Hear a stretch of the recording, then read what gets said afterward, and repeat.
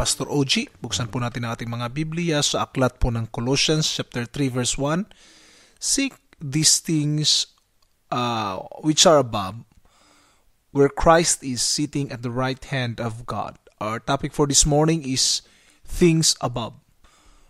Point po na gusto kong ibanggitin dito is things above reminds us that God cares for us. Yung mga bagay po na nasa itaas, no, sa gabi, kung titingnan nyo po, magpapatunay lang na mahal tayo ng Panginoon. Kaya nga sabi ni David, when I consider your heavens, the work of your finger, the moon and the stars, which you have ordained, what is man that you are mindful of him, and the son of man that you visit him?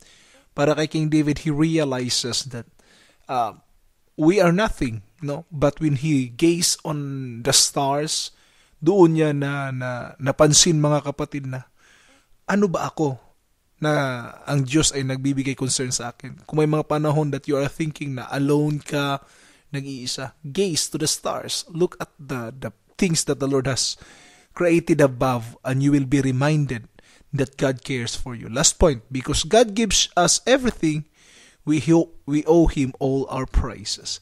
Don't worry, the things above reminds us that God gives us everything, that God is the supplier, that God cares for us, and therefore we have to praise Him in our life. God bless po at magandang umaga.